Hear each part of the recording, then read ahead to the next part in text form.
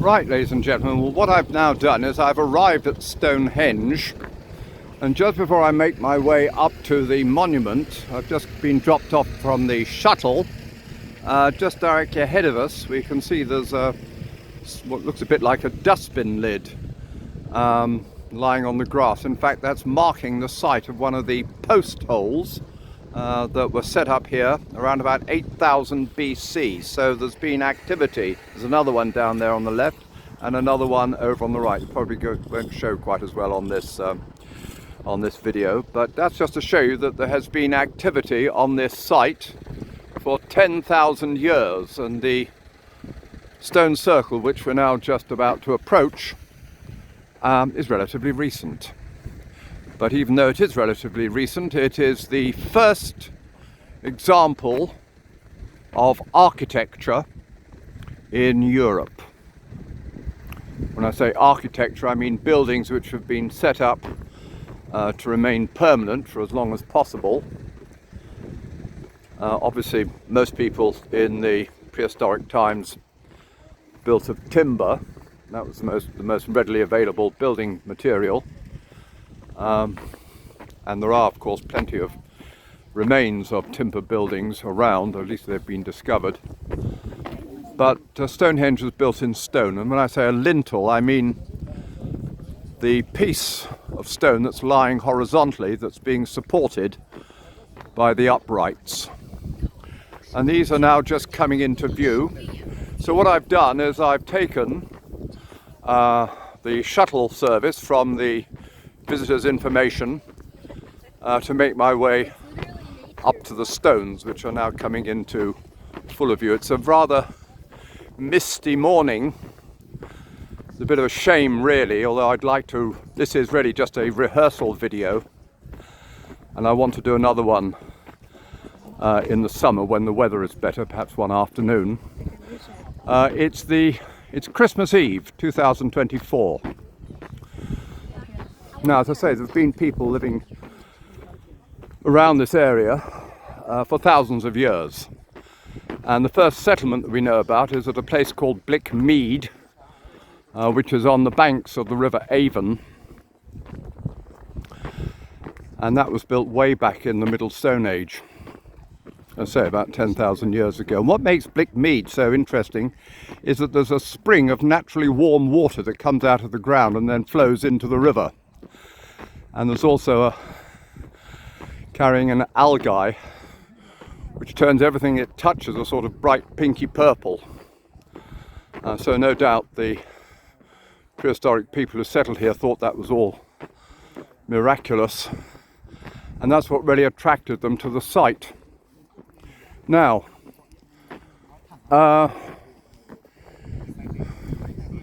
normally I would have taken the left-hand turning here. I think they may have changed it round. So what I suppose I'd better do is, no, hang on.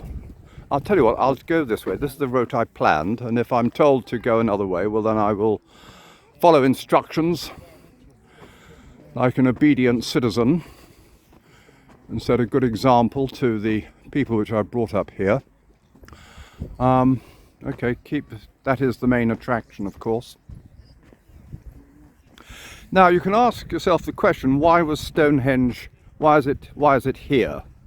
Well,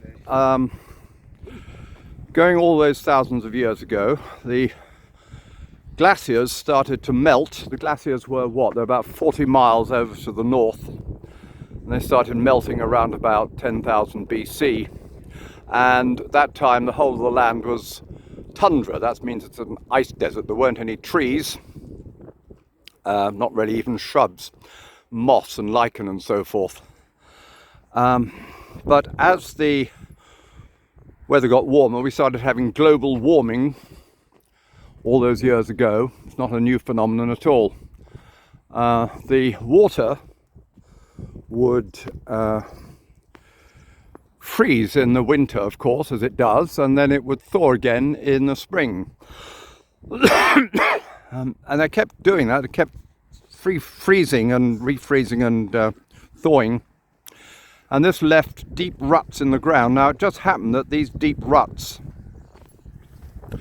went from northeast to southwest, and that is the alignment of the rising sun on Midsummer's morning and the setting sun, which is actually more important, the setting sun on Midwinter's evening. And so this is Christmas Eve, so it's around about the time. We've actually just missed the equinox, so now the days are getting longer, but they're still dark and cold. Have another look at the monument, because that's really what people want to see. And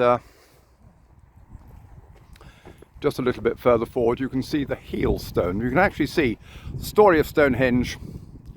Well, we're going to fast forward actually to around about 3100 BC. What they did, they built a circular precinct, 300 yards in diameter. And then once they built the circular precinct, inside that precinct, they set up 56 stones, small stones, about 4 tons each, which they brought all the way from Wales, the coast of Wales. We know, as I say, the glaciers didn't get round here. They're not what they call glacier erratics. They were brought here, not on wheels, dragged here overland. They didn't have wheels in those days. And they were set up immediately inside the ditch, or just above the ditch. And eventually they were taken out, and the stones were then filled up with cremation deposits. And this is going back before the building of the Sarsen Circle. The Sarsens, I taught the Sarsens, it's this particular type of stone. It's a sandstone, silicated sandstone, very, very tough. The other name for them is grey weather, which, given the weather at the present moment, you can see for yourself. Oh, here we have a map, presumably to show us something of importance. What does it say? The dramatic entrance. Yes, this is the dramatic entrance to the monument itself. So coming up here, you would. This is called the avenue. There's double ditches on either side, which curve round to the right and then go off to the River Avon. And then, as I say, once you come up here, you follow the avenue until you come right in front of us, so you can see the stones. And you can see the lintels there.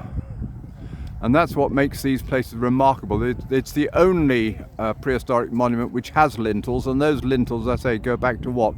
2500 BC. Nobody else was doing lintels at that time, not even the Egyptians. You don't get lintels in Egyptian architecture for another 500 years. This is the heel stone. There was another stone actually standing next to it, and the idea was that when you were actually standing in the circle, you could see the sun rising over the hill between the two stones, but the other one has disappeared. And then that would have been for the midsummer morning. The midwinter evening, you would watch the sun setting from this vantage point. Right, let's make our way round.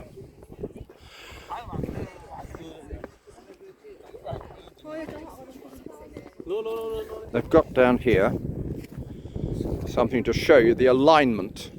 Midsummer sunrise, midwinter sunset.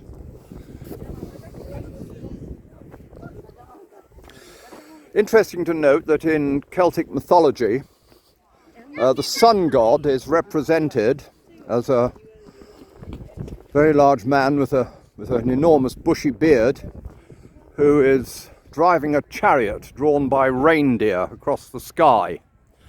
That is the sun god, and the 21st of December comes out to mark the rebirth of the sun god. Well, a man driving a chariot or a sleigh puts us in mind of Santa Claus. So it just shows you how these things persist even down to our own times.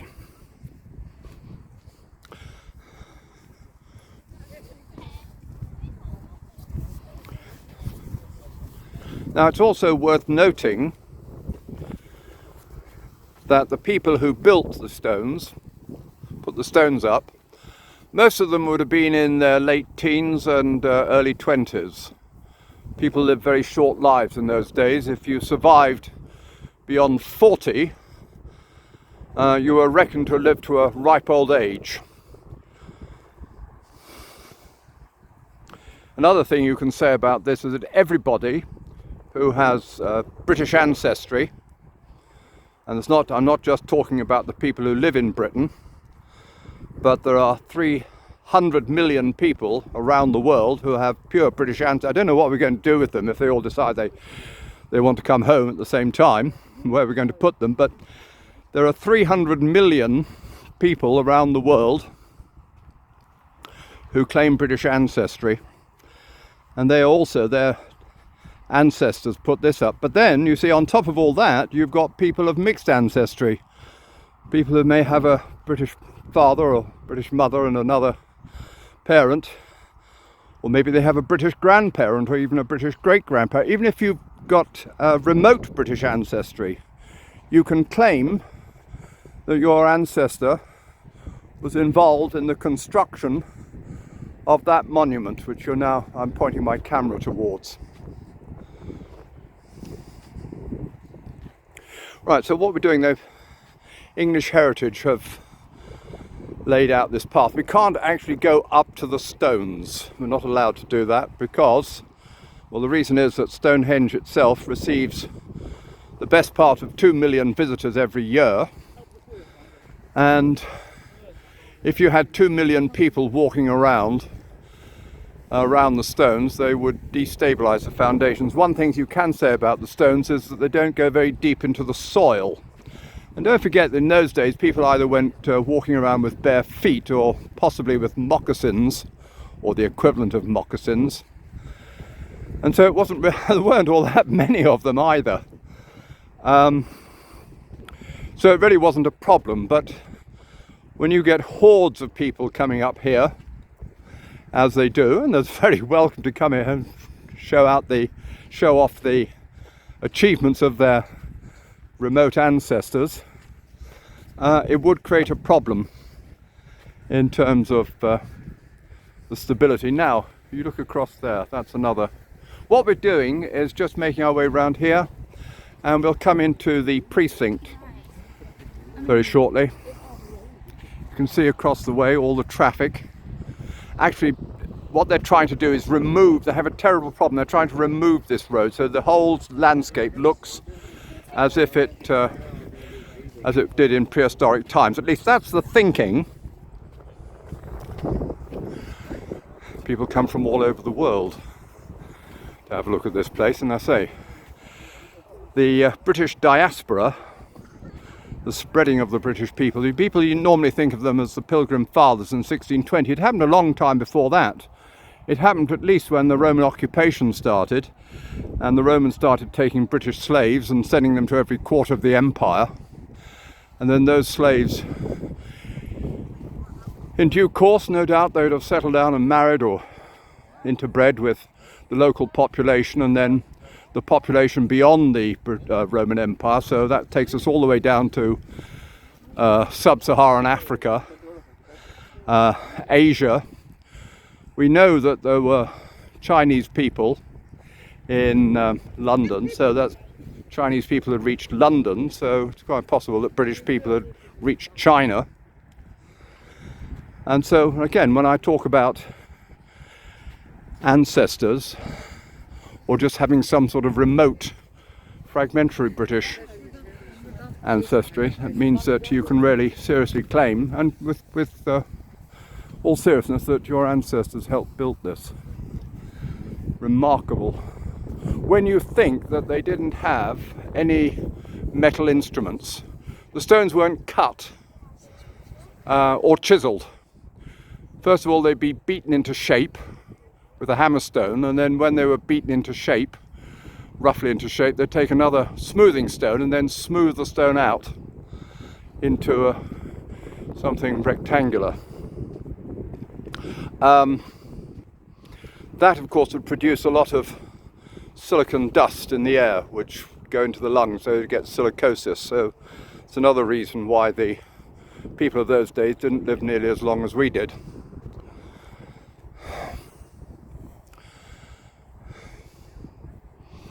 Right, I'm just talking off the top of my head. This is a rehearsal video. No doubt when I play this back again in about 6 months I shall cringe.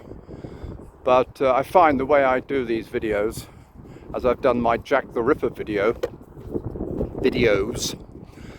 is to just get out and do them, and then I'll redo them at some future occasion.